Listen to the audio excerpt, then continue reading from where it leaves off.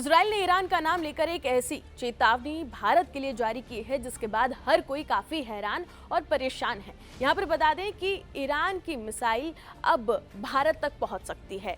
ये महत्वपूर्ण सवाल इस वक्त बना हुआ है। इजराइल ने भारत को क्या अलर्ट भेजा है? क्या भारत अब खतरे के दायरे में है? इन सवालों ने इस वक्त पूरी दुनिया की नींदें उड़ा दी है। दरअसल बता दें कि मिडिल ईस्ट की जंग अब सिर्फ यहाँ पर मिडिल ईस्ट तक सीमित ही नहीं रही है। यहाँ पर बहुत बड़े अपडेट्स भी सामने आ रहे हैं और अब ये इंडियन ओशन तक भी पहुँच चुकी है ये जंग, और यहीं से भारत की टेंशन भी शुरू होती है। हाल ही में बता दें कि ईरान ने इंडियन ओशन में डियोगो गार्सिया पर मिसाइल दागकर दुनिया को ये दिखा दिया कि उसकी जो मिसाइल रेंज है और उसकी जो स्ट्राइक रेंज है वो अब 2000 नहीं बल्कि अब वो 4000 किलोमीटर तक है।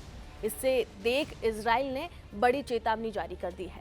यहाँ पर बड़ा संकेत भी सामने आया है जो भारत को दिया गया है। इजराइल की तरफ से ये साफ संकेत दिए गए हैं, ये साफ कहा गया है कि ईरान की मिसाइल कैपेबिलिटी अब पहले से कई गुना ज़्यादा एडवांस हो चुकी है और इसकी रेंज जो है वो कई देशों तक पहुँच सकती है। यानी यहाँ पर इशारा बेहद साफ है कि ये सिर्फ अमेरिका या फिर अब इजराइल की लड़ाई नहीं रह गई है। इजरायली सेना यानी कि आईडीएफ ने यह भी कहा है कि युद्ध शुरू होने के बाद पहली बार लंबी दूरी की मिसाइलें दागी गई है ईरान की तरफ से। इससे ये साबित होता है कि वो लंदन, पेरिस या फिर बर्लिन जैसे शहरों तक पहुंचने में सक्षम है ईरान की मिसाइलें। एक्स पर पोस्ट करते हुए इजरायली सेना ने ये तक दावा कर दिया कि ये मिसाइलें 4000 किलोमीटर तक जा सकती है, जिसका ये साफ मतलब है कि इनसे यूरोप, एशिया और अफ्रीका के दर्जनों देशों को खतरा है। इसके साथ ही एक मैप में भी यहाँ पर शेयर किया गया है जिसमें ईरानी मिसाइल की संभावित नई रेंज बताई जा रही है। इस रेंज में भारत भी आता है और अगर आप इस मैप को ध्यान से देखें तो ईरान से भारत की जो दूरी है वो लगभग 2000 से 3000 किलोमीटर और अब ईरान की जो मिसाइल रेंज है वो 4000 किलोमीटर।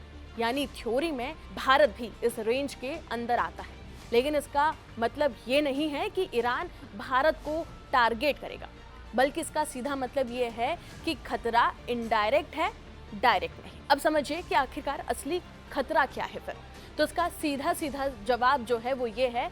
पहला, इंडियन ओशन में वॉर का फैलना। पहले जंग सिर्फ मिडिल ईस्ट तक थी और अब ये इंडियन ओशन तक आ गई है और ये नया वॉर थिएटर इसे जियोपॉलिटिक्स में कहा जाता है और इसे आप सिंपल टर्म में ये भी कह सकते हैं ये एक हॉरिजॉन्टल एस्केलेशन है। दूसरा, भारत के पास युद्ध।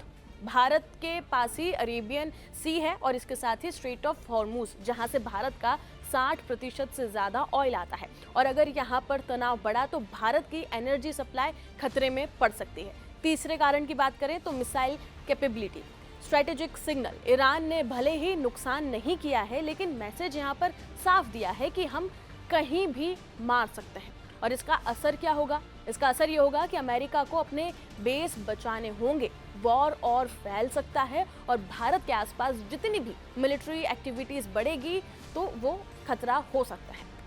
और ईरान ने ये हमला क्यों किया अब आप उसे समझिए। तो बता दें कि ईरान का मकसद साफ है, यूएस यूके को डराना, यानी कि ये दिखाना कि हम कमज़ोर नहीं हैं। वॉर का दायरा बढ़ाकर दबाव बनाने की कोशिश यहाँ पर साफ तौर पर की गई। अमेरिका क्या कर रहा है इस पूरी स्थिति को लेकर, अब आप उसे समझिए। यूनाइटेड स्टेट्स के लिए ये एक बड़ा झटका है क्योंकि जिसे वो सुरक्षित बेस मान रहा था वो अब रेंज में आ चुका है। और इसी बीच बता दें कि ट्रंप भी ये कह रहे हैं कि हम वॉर खत्म करना चाहते हैं, लेकिन जो ज़मीन पर सैन्य तैयारियां बढ़ रही है भारत के लिए, यहाँ पर 3 बड़े खतरे भी सामने आ रहे हैं। फर्स्ट है मैरीटाइम सिक्योरिटी रिस्क, यानी कि इंडियन ओशन में तनाव बढ़ना।